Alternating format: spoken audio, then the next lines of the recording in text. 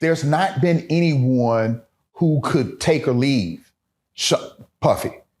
They all were either asked to leave or they left, but all of them tried to come back and tried to grab hold the lifestyle that they experienced when they were with him. Real life.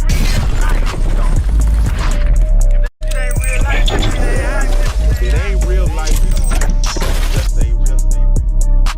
Real life street stars. You know what time it is. So let's go and get to it. Week 3, we see Capricorn Clark, one of Diddy's personal assistants, come out. And this is where we start getting to where now when they have charges of kidnapping. Correct. We actually finally hear the words kidnapping, that she, of course, alleges that Diddy kidnapped her to take her over to, go address Kid Cudi, that he was ready to, unalive him. Weapons were out. He actually used a gun to kidnap. How, just without evidence of this, just basically, like you said, Cassie set up just a world in which Diddy operates. But when you have someone like Capricorn speaking that I was kidnapped, taken against my will to go do this run with him, and yes, guns were there, just taking someone's word for it. How, without evidence, is that I'm sorry. Someone's word. Yeah, it's someone's word evidence. It is evidence. If it's, and I said this before, if it's a first-hand testimony, right? So if I tell you, hey, Joker, I'm about to go unalive somebody, right? You can testify to that because you heard it directly. But if Rook told you, hey, Joker, Larry said he was going to unalive someone, then that's not evidence. That's not coming in because it's not firsthand testimony. You did not witness that yourself. And so someone's statements that witnessed something is definitely evidence.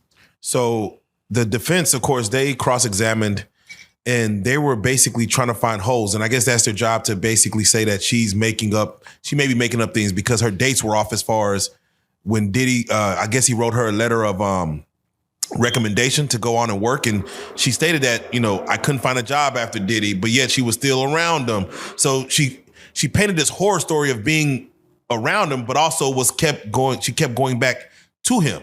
And that's where the defense kind of came in to paint her as a character, saying that if it was so bad, just like with Cassie, if it was so bad, why do you keep going back willingly?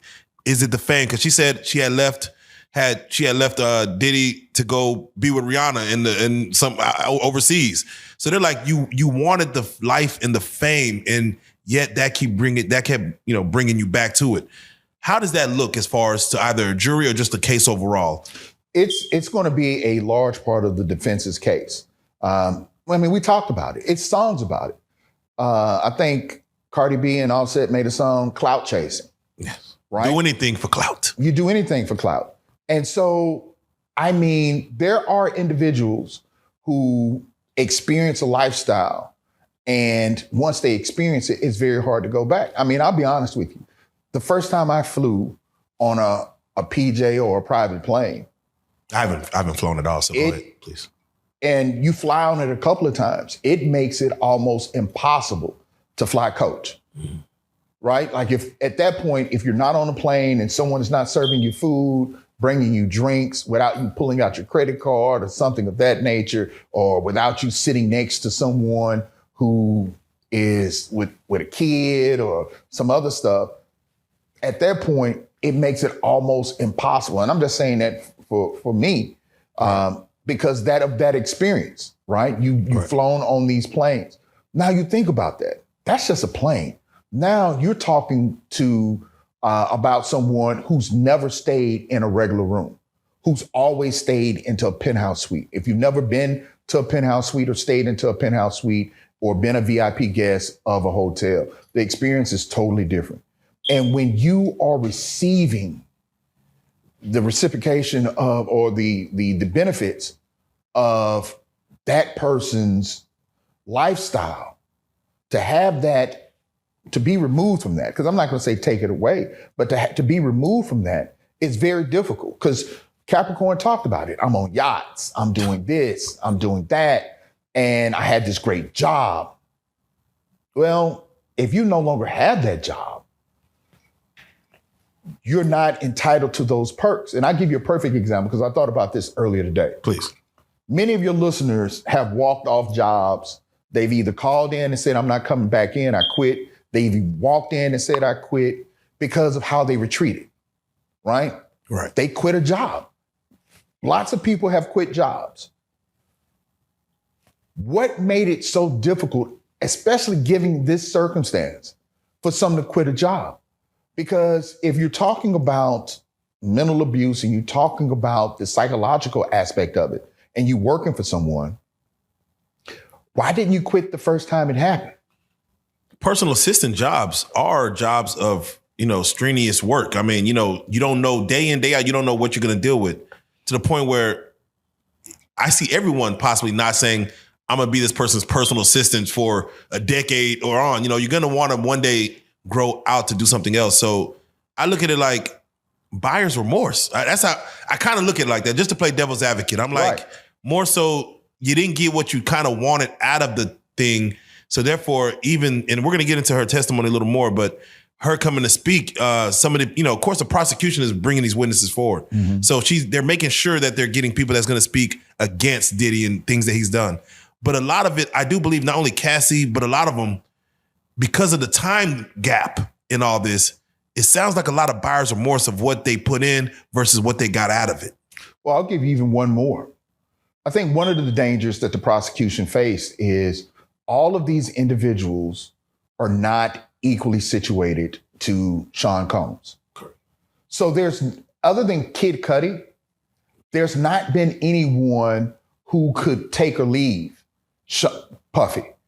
They all were either asked to leave or they left, but all of them tried to come back and tried to grab hold the lifestyle that they experienced when they were with him.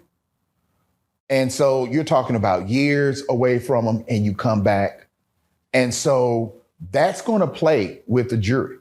Whether people want to hear that or not, that's going to play. Because if you and I are both millionaires and you abuse me and I stick around, okay, why would this person doesn't need anything? Why are they subjecting themselves to this? Might be one thing.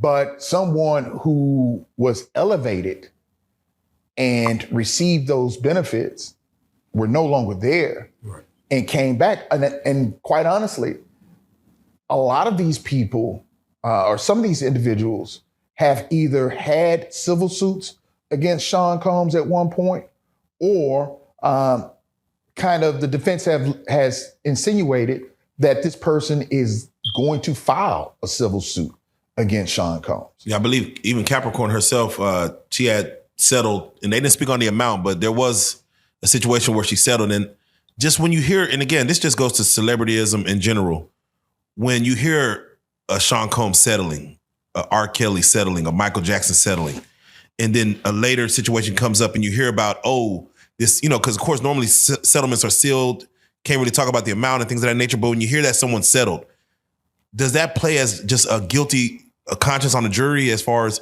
if you settled, that means you probably did it, versus maybe they just didn't want to take it to court and pay for the lawyer fees and all that? Does that play to jurors that if you settled prior, that is more so that you're guilty of whatever they're reaching out for? This goes back to my argument, even when I deal with my own executive assistant or talk to individuals, everything is relative based on what you understand, right? You and I might say to ourselves, hey, I'm going to supersize my meal. Well, someone who is counting every penny, that might seem like a stretch. It's just 35 cents or $1 to us, but to someone else, that's $1 million.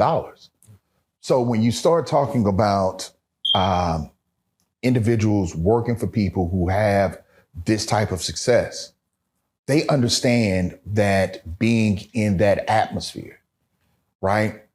These individuals wouldn't have been able to meet Rihanna. She went on vacation with Rihanna. Oh man, it's kind of wild. Had it not been for her ability to be with Sean Combs, she would not have been afforded that opportunity. And so, all of that is going to play into the defense's defense in the sense that these people were elevated to a status, and when they were no longer part of it, like you said, buyer's remorse, resentment because they weren't let back in, or maybe they thought of themselves that they had arrived and they no longer needed him. And when they stepped out, they realized that that was not the case. People do it all the time. They go out, they work for people, they go out and try to start their own business doing the same thing and realize it wasn't as easy when they were with the company doing it on their own.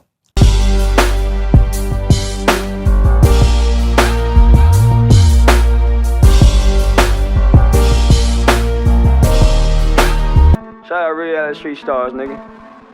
Move it. Hey.